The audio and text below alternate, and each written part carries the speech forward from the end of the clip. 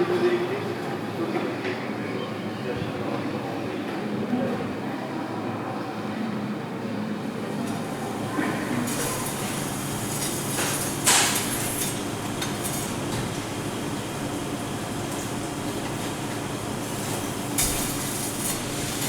que j'ai 8 ans, j'adore la cuisine, donc j'ai voulu me diriger dans la voie que j'aime, vraiment ce qui me plaît.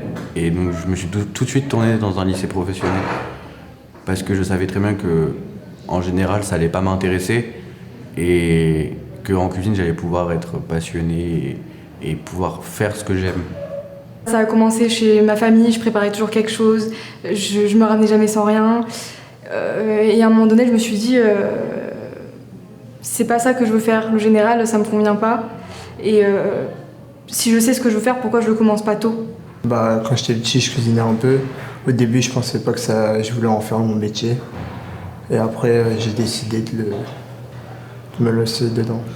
Ça n'a pas toujours été une passion, mais c'est venu d'un coup de tête comme ça. J'ai toujours aimé cuisiner et j'ai choisi l'hôtellerie parce que c'était un milieu où je me sentais bien, parce que mon père il était serveur, donc j'ai grandi un petit peu avec ça aussi, entre autres. Donc j'ai toujours aimé cuisiner, servir les gens, faire plaisir aux gens. C'est des gènes de famille, en fait. Depuis que je suis tout petit, ma famille, c'est une famille orientale, tunisienne, marocaine. Du coup, on avait tous l'habitude de manger de bonnes choses, des saveurs. Et dans ma famille aussi, il y a des gens qui ont des chaînes de restaurants, de fast-food même. Donc ça aussi, ça vient de ça, la cuisine. Tout le temps, j'ai des gâteaux, des crêpes. Tout le temps, j'ai aidé à faire les repas, des salades, des soupes. Toujours, j'étais dans la nourriture. Je sais pas, j'aime bien ça. Parce que je suis arrivé ici un peu par hasard, parce que dans les filières professionnelles, il n'y en avait pas vraiment qui me correspondaient et c'était ça le plus proche. Et faut que j'apprenne à aimer. Voilà. Ça, c'est un bon mot, ça. Belle phrase. Moi, je me voyais pas dans un bureau, assis sur une chaise. Moi, j'aime bien bouger. Je suis un peu foufou dans ma tête. Quand on partait tous ensemble en vacances dans notre maison de campagne, j'ai aidé ma grand-mère à faire à manger. Ou même maintenant, quand moi je leur fais à manger, j'aime bien avoir des... Et puis ils me félicitent parce que même si je fais quelque chose de simple, ils trouvent ça bien parce que la cuisine de grand-mère, c'est pas du tout ce qu'on apprend ici, mais ça peut être combiné, les deux peuvent être combinés. Quand je fais ça, je me sens moi-même en fait. Je suis bien dans ce que je fais, donc c'est pour ça que je veux vraiment continuer là-dedans. Et puis la meilleure chose, c'est quand vous faites des réalisations et que vous avez des retours positifs. Là, c'est moi quand mes parents me disent que c'est bien ce que je fais, ça me fait super plaisir et je continue encore et c'est quelque chose qui me plaît. En fait, j'ai besoin d'avoir un contact avec les gens. Et en cuisine, certes, on a du contact avec l'équipe, forcément, mais on était tout le temps au même endroit. Vous voyez, si je puis dire, on était quasiment en fait presque dans le même enclos tous ensemble. Moi, j'avais vraiment besoin d'avoir de l'espace, pouvoir me déplacer et surtout pouvoir communiquer avec le client. En fait, c'est ça qu'il me fallait. Pour moi, quand on cuisine, c'est une relation entre trois personnes, le serveur, le client et le cuisinier. On raconte un peu une histoire dedans. Pour moi, c'est de l'art en soi, la cuisine. Moi, je suis passionné d'art, de cuisine, après de l'art moderne aussi, de l'art vestimentaire. Et je me suis dit, l'art culinaire, c'est une technique de travailler avec ses mains, de prendre un produit, de le transformer, de le mettre en dressage sur une assiette, avec des formes, du volume, de la rondeur et des goûts aussi. Je peux jouer avec les goûts en fonction de mes émotions. Donc le dressage varie en fonction de l'émotion, des saisons et du temps qu'il fait. Voilà. Je pense c'est de voir la transformation d'un produit qu'on travaille. De voir par exemple à son état matière première, à un plat. Ça j'aime bien. Ce qui me motive, c'est d'apprendre de jour en jour, apprendre des nouvelles techniques, des nouveaux termes culinaires, des nouveaux mots, des différentes façons de faire, de dresser des assiettes, même la pression du service. Et quand on arrive à envoyer en temps et en heure, on arrive à faire ce qu'on veut, c'est super satisfaisant. En cuisine, ce que j'aime bien, c'est surtout la créativité. Et ce que je pourrais pas trop aimer, c'est sans doute peut-être un peu la pression dans les restaurants gastronomiques ou autre. Ça peut être violent. Comme dans la plupart des métiers, ça peut être violent, mais dans la cuisine, parfois, c'est vrai qu'avec la pression, etc., parfois les gens n'arrivent pas trop à se contrôler. Le contact chef-commis n'est pas toujours très respectueux ou des choses comme ça. Mais après, on a signé pour ça, donc... En fait, le plus difficile, ça peut être de s'entendre avec des collègues qu'on n'aime pas. C'est-à-dire, le métier, il est simple, hein, c'est pas compliqué. Une fois qu'on fait une chose, on refait la même chose tous les jours. Mais après, le plus difficile, c'est de travailler avec des gens qui nous aiment pas ou qu'on n'aime pas. Voilà, c'est ça. Ce que je sais, c'est que je suis un beau parleur. Ça veut dire que je sais faire rigoler le client, mais ça, c'est pas être très discret. C'est bien pour prendre des commandes, mais pendant le service, c'est un petit peu lourd.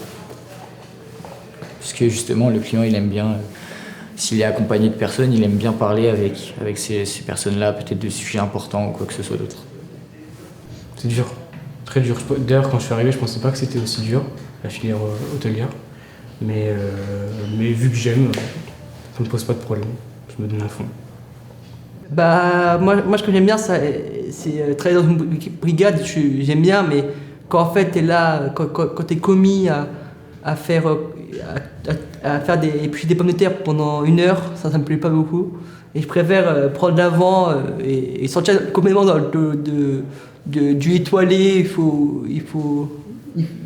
Il faut utiliser les produits, pas beaucoup, il faut pas utiliser tous les produits, alors que moi je préfère largement utiliser tous les produits, les cuisiniers par exemple, les éplucheurs, faire des fonds, récupérer tous les produits au maximum. C'est un peu militaire comme on dit, mais c'est pas parce que c'est dur que je vais m'empêcher de le faire, parce que je pense ne pas y réussir, mais je vais tout faire pour pouvoir réussir. Et pas dire que c'est dur, c'est dur, mais si tu apprends, si t'écoutes les ordres du chef, c'est facile après, à la fin. Tu vas répéter les gestes et ce sera automatique. Je sais pas si je me verrai serveur dans 20 ans. Peut-être... En tout cas, je sais que je vais commencer par serveur obligatoirement, parce que c'est ce que j'ai commencé à faire. Mais après, je sais pas si je monte en grade, tout ça. Peut-être gérer un restaurant plus tard, mais pour le moment, ça m'intéresse pas trop. Je sais pas, je verrai plus tard. Dans 20 ans, j'aurai pas mon propre restaurant, mais j'aurai un food truck et je serai trilingue et je serai bon en français. Je ferai plus de fautes de grammaire, c'est la première chose. Et aussi, en italien, je serai bon, et en anglais. Et peut-être, je préfère avoir mon food truck et être libre. Et travailler pour un chef, mais pas étoilé, parce que étoilé, t'es là à faire une tâche pour une journée, alors que si tu fais dans une brasserie avec beaucoup de couverts, tu peux réceptionner ma marchandise, la cuisiner et faire plein de choses. Donc voilà, c'est pour ça que... Après, j'ai d'autres projets, mais je vais pas tout dire, voilà. Ouvrir mon propre restaurant. Je vise haut, parce que je voudrais l'ouvrir à Monaco, mais ça peut être un rêve qui peut se réaliser. C'est sûr que je cuisinerai toujours. Je cuisinerai toujours. Après, que ce soit dans un restaurant ou chez moi ou n'importe, mais je cuisinerai, c'est sûr. 100%.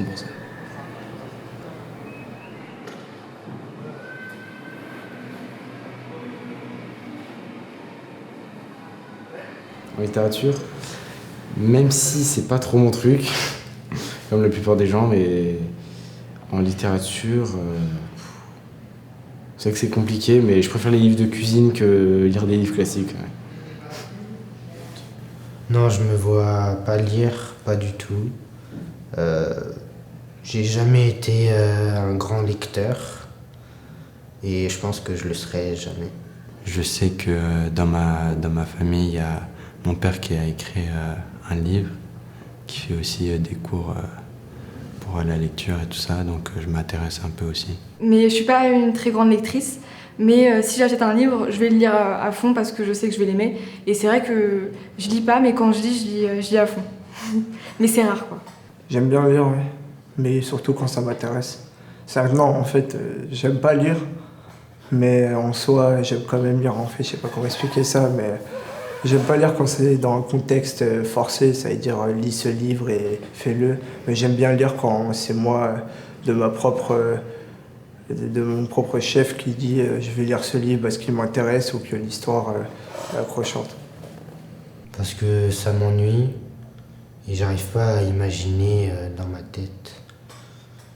Enfin, j'arrive à imaginer des choses, mais pas écrites. Je lis plutôt des mangas. Et voilà, je lis, à part ça, les livres, je sais pas, j'arrive pas à me concentrer en fait. J'arrive pas à me rentrer dans le livre, dans les histoires. Donc c'est plutôt les mangas parce qu'en plus il y a des images, enfin j'aime bien, je préfère. Bah moi en fait, moi je suis plus à lire des livres de cuisine, mais pas à lire des romans, non. Je suis plus à lire des recettes. La dernière fois j'ai lu un roman en entier, il faisait 500 pages, c'était l'école des sorciers de Harry Potter. Bah après moi je lis pas beaucoup. Mais c'est sûr, hein, ça dépend de ceux qui aiment lire, ceux qui aiment pas. Moi j'aime pas trop, du coup je lis pas trop, c'est tout. Moi je lisais beaucoup, mais je lis pas trop les romans. Plus en fait quand je lisais des romans c'est quand on m'imposait de le lire.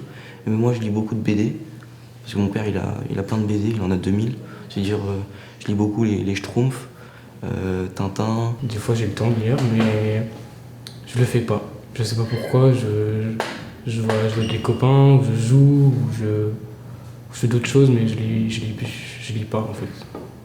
Voilà, je sais pas, je pense que c'est une bonne idée de lire mais j'ai pas encore. Je me suis pas encore mis, on va dire. Justement, en fait, c'est ça qui est bizarre. Parce que quand t'es jeune, t'as envie de faire plein de trucs, etc. Alors que, en fait, tu dois te focaliser sur ton parcours scolaire. Alors que quand t'es plus vieux, quand tu commences à avoir, par exemple, 50, 40, 60 ans, cette fourchette-là, à partir de ce moment-là, même si t'as ton travail, etc., tu fais rien d'autre. Rien d'autre, du coup t'as du temps pour t'instruire, pour lire, pour aller visiter des musées par exemple. Enfin, il y a plus de temps, c'est pour ça. Tout le monde a le temps de lire la nuit. Si on veut, on lit, mais après c'est si on aime lire qu'on lit. Si c'est pas trop quelque chose qu'on aime, on lit pas. Après moi j'aime pas trop lire de base. Je suis pas quelqu'un qui lit beaucoup. Après quand il faut lire je lis, mais je suis pas quelqu'un qui va lire parce que j'ai envie de lire. Du coup voilà. Mais ouais, si j'ai le temps, pourquoi pas, de temps en temps, pour déstresser, on va dire. Ah, j'aime bien la lecture, j'aime bien. J'aime pas tous les livres, mais quand une histoire me prend, j'aime bien continuer à lire, que ce soit sur la cuisine ou que ce soit sur des braquages ou des polars, ça change. J'aime bien lire. Lire, ça instruit. Ça apprend l'orthographe. Ça nous permet de faire des fautes qu'on n'est pas censé faire parce que c'est un automatique, c'est des mots qui changent pas. Ça permet de pouvoir mieux parler, mieux écrire. Ça aide. Ça nous apprend des choses, ça nous montre différentes paroles de personnes, ça nous change. Lire, c'est bien, ça nous cultive.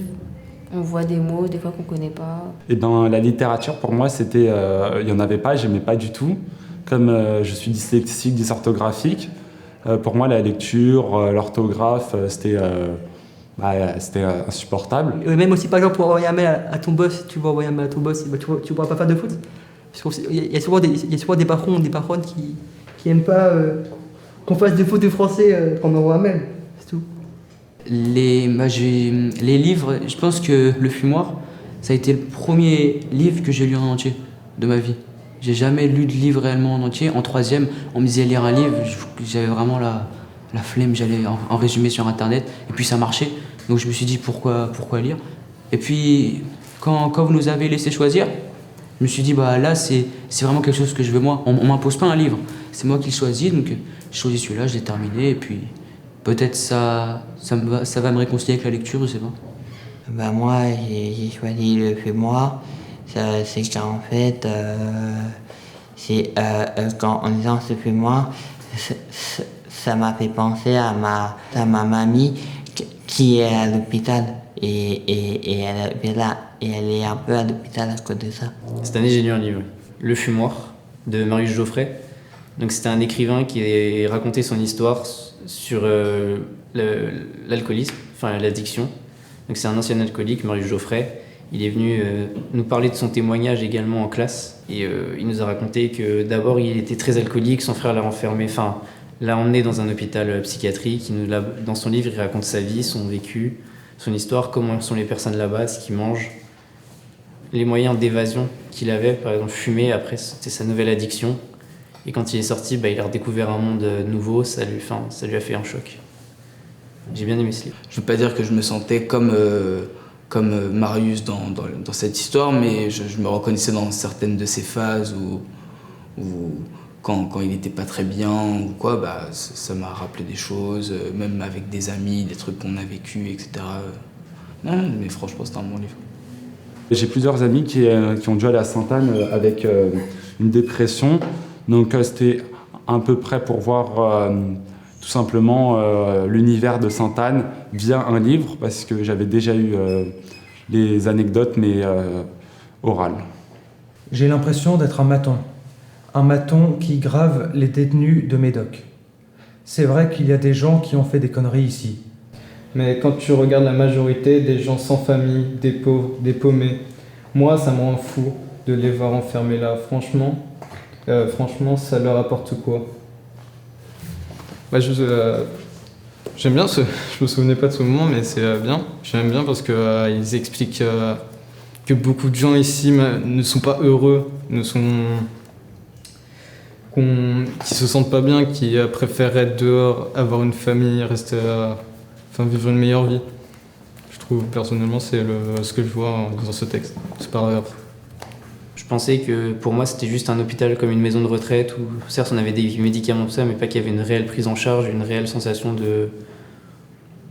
d'être prisonnier entre guillemets de ça. Le fait de pas pouvoir sortir quand on veut, pas pouvoir voir les gens qu'on veut, rester enfermé, etc. C'est un livre très franc, c'est-à-dire que les sentiments on les sent. Et c'est un livre qui parle de la détresse des gens et aussi de la pauvreté et de la misère et des injustices qu'il y a en tout cas en France et à Paris et des addictions. La scène où quand il est revenu chez lui après être sorti de l'hôpital psychiatrique et qu'il était devenu parano. Et qu'il voyait, il avait peur à chaque fois que quelqu'un vienne toquer à sa porte ou vienne pour le chercher. Ça, c'est un truc que je peux me relier à ça. Du coup, ouais.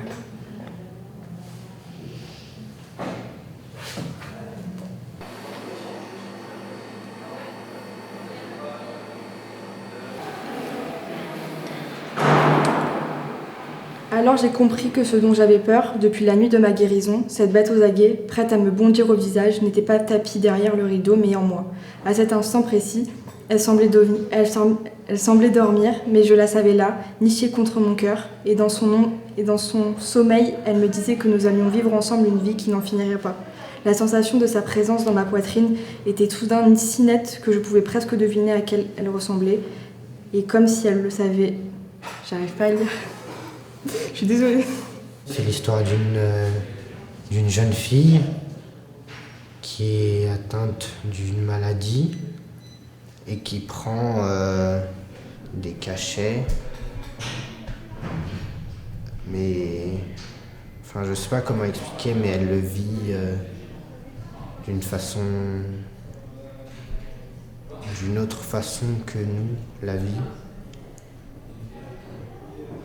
Du coup, c'est ça qui m'a plu, c'est qu'elle est différente et qu'elle le cache pas. Le livre était quand même assez farfelu, on se perdait quand même un peu dans le livre. Mais bon, après, faut des livres pour tout le monde, pour tous les goûts. C'est un livre spécial. Mais j'aime bien le style qu'il a. Un style un peu fantasy, psychologique, j'aime bien.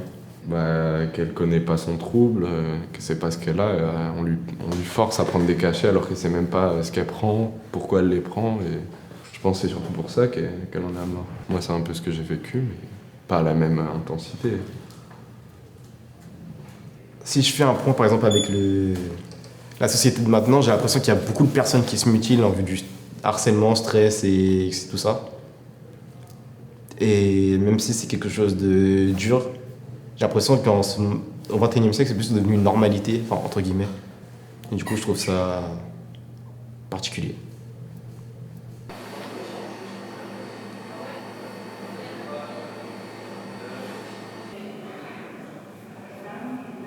Moi j'ai lu le livre Maria, c'était très bien. Et ça parle beaucoup de voyage, c'est-à-dire qu'elle fait plein de choses. Elle bouge partout, quoi. Ça change à chaque fois. C'est un peu comme si à chaque fois il y avait une nouvelle histoire qui recommençait avec une autre personne. Même si à la fin c'est un petit peu triste, quoi. Même si elle part, voilà, quoi. Non, parce que voilà, c'est tout le temps. C'est comme si c'était un livre avec une nouvelle histoire, quoi. Moi, ça m'a plu parce que j'aime bien les aventures qui se passent pas comme prévu et voyager à travers d'autres pays que je connaissais pas. Elle profite de la vie qu'elle a pas pu vivre avant, quoi. Parce qu'avant elle était seule et elle avait pas de petits copains, si je peux dire. Donc elle retrouve sa vie qu'elle a pas eu le temps de vivre, sa vie de jeune, quoi.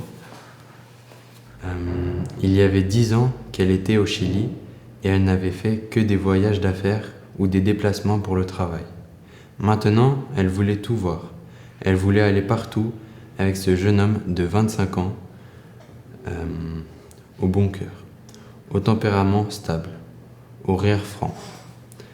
Quand il lui avait dit qu'il était irlandais et qu'il espérait le ramener bientôt chez lui, elle avait pensé le cœur léger. Alors, je vais enfin aller en Irlande après tout ce temps.